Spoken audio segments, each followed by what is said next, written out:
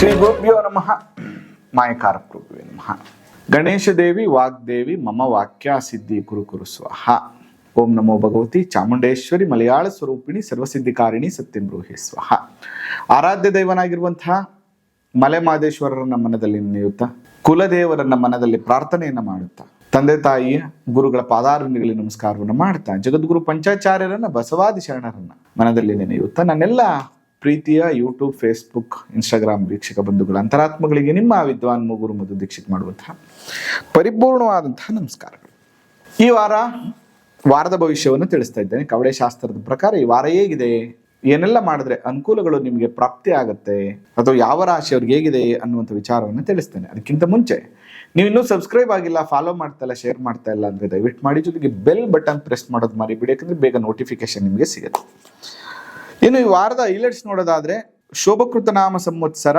ಧಾರ್ಮಿಕವಾಗಿ ನೋಡೋದಾದ್ರೆ ದಕ್ಷಿಣಾಯನ ನಡೀತಾ ಇದೆ. ವೈಜ್ಞಾನಿಕವಾಗಿ ನೋಡೋದಾದ್ರೆ ಉತ್ತರಾಯಣ ಶುರುವಾಗಿರುವಂಥದ್ದು. ಹಿಮಂತ ಋತು ಮಾರ್ಗಶಿರ ಮಾಸದ ಕೃಷ್ಣ ಪಕ್ಷ. ಈ ವಾರದ ಭವಿಷ್ಯ 31ನೇ ತಾರೀಕಿಂದ ಡಿಸೆಂಬರ್ 31ರಿಂದ ಜನವರಿ 6ನೇ ತಾರೀಕುವರೆಗೆ. ಇನ್ನು ಈ ವಾರದ ವಿಶೇಷ ಹೈಲೈಟ್ಸ್ ಅಂತಂದ್ರೆ, 1ನೇ ತಾರೀಕು ಕ್ಯಾಲೆಂಡರ್ ಬದಲಾವಣೆಯ ಹೊಸ ವರ್ಷದ ಕ್ಯಾಲೆಂಡರ್ ಬದಲಾವಣೆಯ ವರ್ಷದ ಶುಭಾಶಯಗಳು. 2024 ನಿಮ್ಮೆಲ್ಲರಿಗೂ ಆಯುರಾರೋಗ್ಯ ಪ್ರಾಪ್ತಿಯಾಗ್ಲಿ, ನಿಮ್ಮ ಎಲ್ಲ ಇಷ್ಟಾರ್ಥಗಳು ನೆರವೇರ್ಲಿ, ಶ್ರೀ ಮಾಯಕಾರ ಪ್ರಭುವಿನ ಅನುಗ್ರಹ ಯಾವಾಗಲೂ ನಿಮಗೆ ಉಂಟಾಗ್ಲಿ ಅಂತೇಳಿ ನಾನು ಕೂಡ ಪ್ರಾರ್ಥನೆಯನ್ನ ಮಾಡ್ತೇನೆ. ಇನ್ನು ವಕ್ರೆಯಾಗಿದ್ದಂಥ ಬುಧ ಮಂಗಳವಾರ 2ನೇ ತಾರೀಕು ಬೆಳಿಗ್ಗೆ 9:04 ವಕ್ರತ್ಯಾಗವನ್ನ ಮಾಡ್ತಾ ಇರುವಂಥದ್ದು. ಇನ್ನು 4ನೇ ತಾರೀಕು ಮಾರ್ಗಶಿರ ಲಕ್ಷ್ಮೀ ವೃತ, ಜೊತೆಗೆ ಕಾಲಭೈರವನ ಅಷ್ಟಮಿ ಇರುವಂತಹ ದಿನ. ಇದು ಈ ವಾರದ ಪ್ರಮುಖವಾಗಿರುವಂತಹ ಹೈಲೈಟ್ಸ್ ಅಂತ ಹೇಳ್ಬೋದು. ಇನ್ನು ಈ ವಾರದಲ್ಲಿ ಯಾರಿಗೆಲ್ಲ ಒಳ್ಳೆದಿದೆ, ಅನಾನುಕೂಲ ಇದೆ, ಅನುಕೂಲ ಇದೆ ಅನ್ನುವಂಥ ವಿಚಾರವನ್ನ ನೋಡೋದಾದ್ರೆ, ಮೊದಲನೇದಾಗಿ ಮೇಷರಾಶಿಯವ್ರ ಬಗ್ಗೆ ನೋಡೋದಾದ್ರೆ, 1, 2, 4, 6, 8, 9 ಕವಡೆ ಅಂಗಾತ ಬಿದ್ದಿರುವಂಥದ್ದು. ಮನೆಗೆ ಬಂಧುಗಳು ಬರುತ್ತಾರೆ, ರಾಜ ಸನ್ಮಾನ, ಸಮಾಜದಲ್ಲಿ ಸನ್ಮಾನ ದೊರೆಯುವಂಥದ್ದು, ಕಾರ್ಯದಲ್ಲಿ ಸಿದ್ಧಿ, ಲಾಭ, ಜಯವು ಪ್ರಾಪ್ತಿಯಾಗುವಂತಹ ಯೋಗ ಮೇಷರಾಶಿಯವ್ರಿಗಿದೆ. ಇನ್ನು ವೃಷಭ ರಾಶಿಯವ್ರ ಬಗ್ಗೆ ನಾವು ಮಾತಾಡೋದಾದ್ರೆ, ವೃಷಭ ರಾಶಿಯವ್ರಿಗೆ ಹೇಗಿದೆ?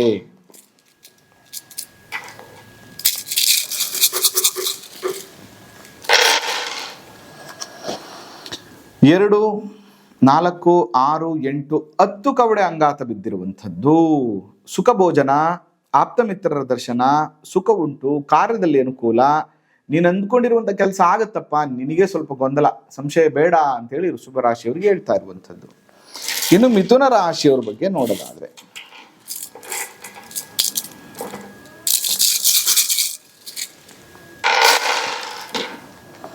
2, 4, 6, 8, 10, 12, 14, 16 ಕವಡೆ ಬಿದ್ದಿರುವಂಥದ್ದು ಮಿಥುನ ರಾಶಿಯವ್ರಿಗೆ. 2, 4, 6, 8, 10, 2, 4, 6, 8, 10, 12, 14, 16 ಕವಡೆ ಅಂಗಾತ ಬಿದ್ದಿರುವಂಥದ್ದು. ಅಪವಾದದ ಭಯ, ಯಾರಾದ್ರೂ ನಿಮ್ದಲ್ದೇ ಇರುವಂಥ ತಪ್ಪಿಗೆ ನಿಮ್ಮನ್ನ ಕೆಟ್ಟದಾಗಿ ಬಿಂಬಿಸುವಂತ ಕಾರ್ಯ ನಡೆಯುತ್ತೆ. ಆಪ್ತೇಷ್ಟರಲ್ಲಿ ಕಲಹಗಳು, ವಿರೋಧಗಳು ಪ್ರಾಪ್ತಿ, ಒಂದಷ್ಟು ದುಡ್ಡನ್ನು ಕಳ್ಕೊಳ್ಳುವಂಥದ್ದು, ಕಳ್ಳರ ಭಯ, ಮೋಸ ಹೋಗುವಂತ ಸಾಧ್ಯತೆ, ಅಧಿಕಾರಿಗಳಿಂದ ತೊಂದರೆ, ಹೀಗೆ ಅನೇಕ ತೊಂದರೆ ಮಿಥುನ ರಾಶಿಯವರಿಗಿರುವಂಥದ್ದು. ನೀವು ಮಾಡಬೇಕಾಗಿರುವಂಥದ್ದು ವಿಷ್ಣು ಸಹಸ್ರನಾಮ ಪಾರಾಯಣ, ವಿಷ್ಣು ಮಂತ್ರ ಜಪ, ವಿಷ್ಣುವಿನ ದರ್ಶನವನ್ನು ಮಾಡುವಂಥದ್ದು ಸ್ವಲ್ಪ ಮಟ್ಟಿಗೆ ದೋಷ ನಿವಾರಣೆ ಆಗುತ್ತೆ. ಅಥವಾ ಗೋ ಸೇವೆ ಅಂದ್ರೆ ಹಸುವಿಗೆ ಹಸಿ ಹುಲ್ಲನ್ನ ಕೊಡುವಂಥದ್ದನ್ನ ಮಾಡೋದ್ರಿಂದ ಕಮ್ಮಿ ಆಗುತ್ತೆ. ಇನ್ನು ಕರ್ಕಾಟಕ ರಾಶಿಯವ್ರ ಬಗ್ಗೆ ನಾವು ನೋಡೋದಾದ್ರೆ,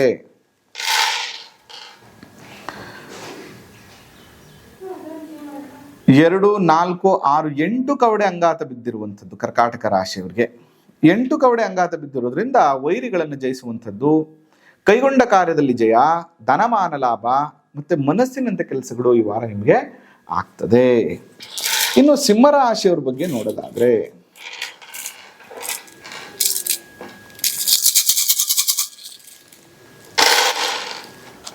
2, 4, 6, 6 3 9 ಕವಡೆ ಅಂಗಾತ ಬಿದ್ದಿರುವಂಥದ್ದು. ಮನೆಗೆ ಬಂಧುಗಳು ಬರುವಂಥದ್ದು, ರಾಜ ಸನ್ಮಾನ ಅಂದರೆ ಒಂದಷ್ಟು ಜನ ಸಂಘ ಸಂಸ್ಥೆಗಳು ನಿಮ್ಮನ್ನು ಗುರುತಿಸುವಂಥದ್ದು, ಸಮಾಜದಲ್ಲಿ ಸನ್ಮಾನ ದೊರೆಯುವಂಥದ್ದು, ಕಾರ್ಯದಲ್ಲಿ ಸಿದ್ಧಿ, ಜಯ ಮತ್ತು ಲಾಭವು ನಿಮಗೆ ಪ್ರಾಪ್ತಿಯಾಗುವಂತಹ ಯೋಗ ನಿಮಗೆ ಆಗುತ್ತೆ.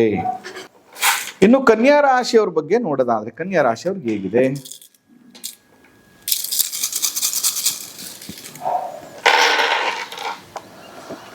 4 4 8 8 4 12 12 14 ಕವಡೆ ಬಿದ್ದಿರುವಂಥದ್ದು ಕನ್ಯಾ ರಾಶಿಯವರಿಗೆ.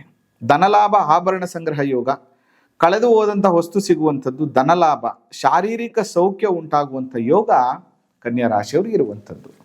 ಇನ್ನು ತುಲಾ ರಾಶಿಯವ್ರ ಬಗ್ಗೆ ನಾವು ಮಾತಾಡೋದಾದ್ರೆ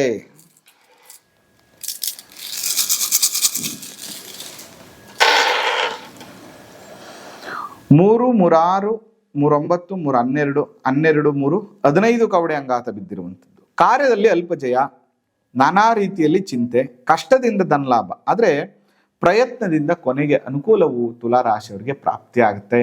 ಮಹಾಲಕ್ಷ್ಮಿಯ ದರ್ಶನವನ್ನು ಮಾಡಿ ಜೇನುತುಪ್ಪವನ್ನು ಅರ್ಪಣೆ ಮಾಡಿ. ಇನ್ನು ವೃಶ್ಚಿಕ ರಾಶಿಯವರ ಬಗ್ಗೆ ನೋಡೋದಾದ್ರೆ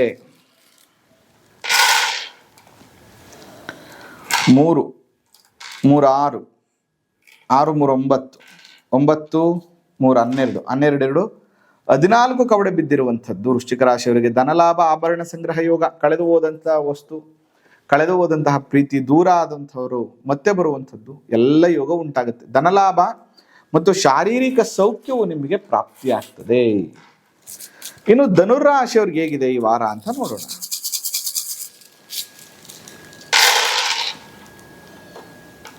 2 4 6 8 10 13 ಕವಡೆ ಅಂಗಾತ ಬಿದ್ದಿರುವಂಥದ್ದು.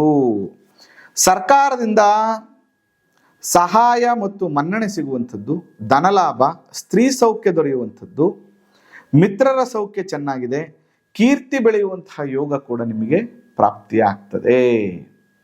ಇದು ಈ ವಾರದ ಈ ರಾಶಿಯವರ ಭವಿಷ್ಯ. ಇನ್ನು ಮಕರ ರಾಶಿಯವರಿಗೆ ಈ ವಾರ ಹೇಗಿದೆ ಅಂತ ನೋಡೋದಾದ್ರೆ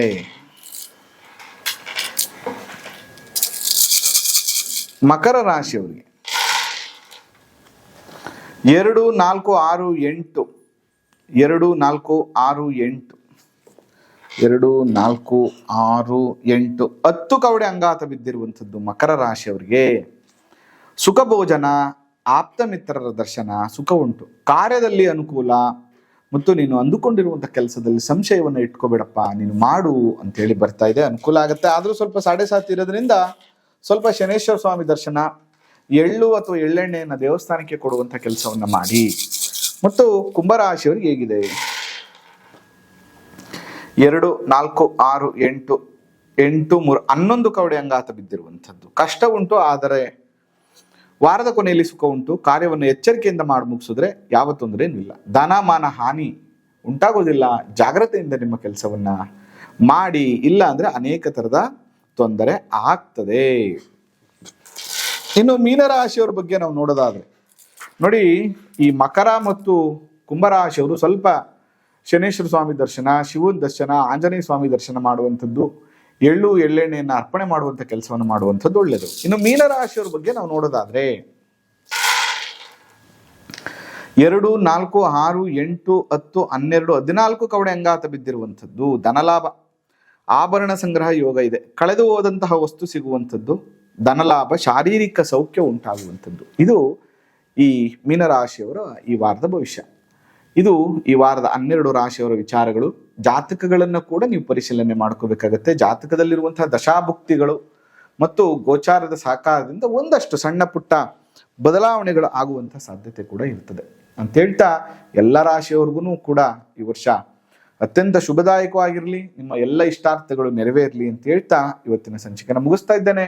ಆ ಮಲೆಮಹದೇಶ್ವರರ ಅನುಗ್ರಹ ಸದಾ ನಿಮಗೆ ಪ್ರಾಪ್ತಿಯಾಗಲಿ. ನಮಸ್ಕಾರ. ಶ್ರೀ